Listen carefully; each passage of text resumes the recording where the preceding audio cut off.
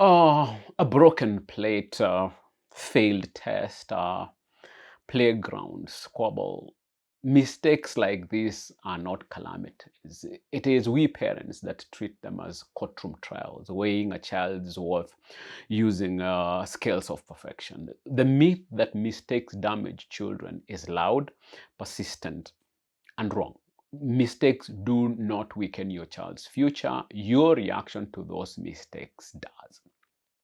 Every slip, every stumble offers you a crossroads to teach or to wound, to build resilience or to breed shame. Unfortunately, most parents choose wounding and shame. You live in a world obsessed with performance, where flawless and often fake CVs seem to matter more than flawed growth. It's easy, almost automatic, to see a mistake and rush to fix or scold or shame. But research from scholars like Dr. Robert Brooks and Dr. Sam Goldstein has shown that a child's self-worth is not built through applause for perfection, but through surviving small failures, but with dignity intact. When you lash out at mistakes with anger or humiliation, you teach your child that errors are unbearable catastrophes rather than stepping stones. When you dismiss their efforts with sarcasm or cold detachment, you send a far more damaging message than any failing grade ever could. You tell them they are only as good as their last success. Children do not crumble because they spelled elephant wrong in second grade. They retreat when they believe their errors make them unworthy of love, respect, or hope. Your every correction, every consequence, every sigh of frustration communicates something to your child about who they are and who they believe they must become. If you want them to grow into adaptable, persistent adults, you cannot treat their mistakes like final verdicts. You must treat them like invitations to think differently, to try again, to develop.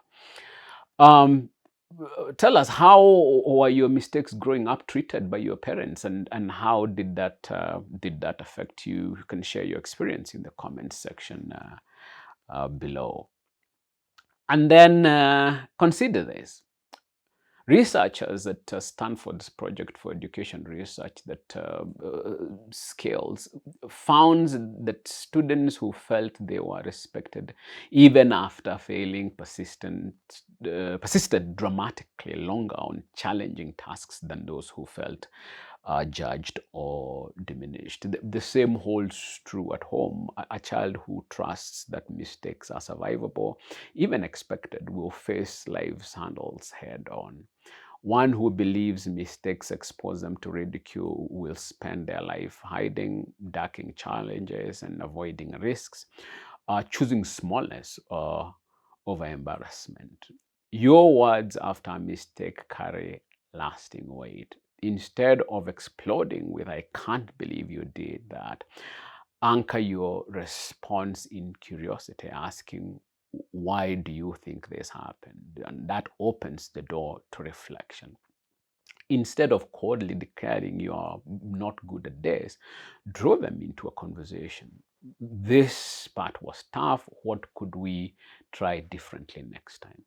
These shifts are not about softening reality. They are about sharpening your child's understanding that failure is a workshop, not a prison.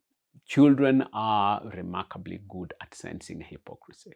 If you tell them mistakes are okay, but your voice sharpens every time they slip, they will stop trusting you. They will believe your approval is conditional.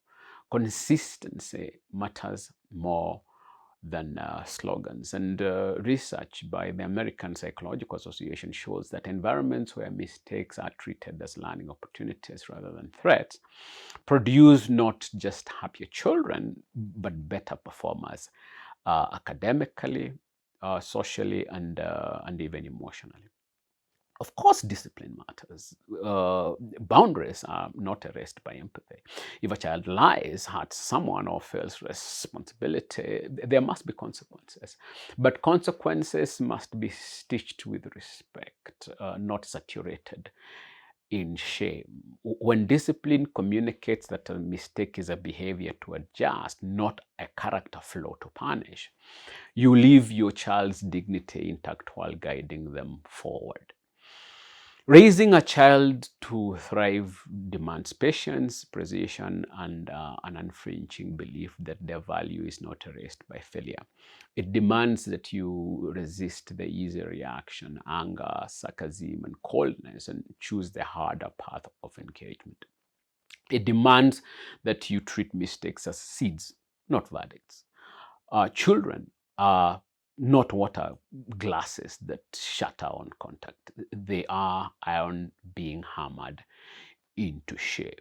Your words are the fire. Choose them wisely. Thank you for your time. See you in the next one.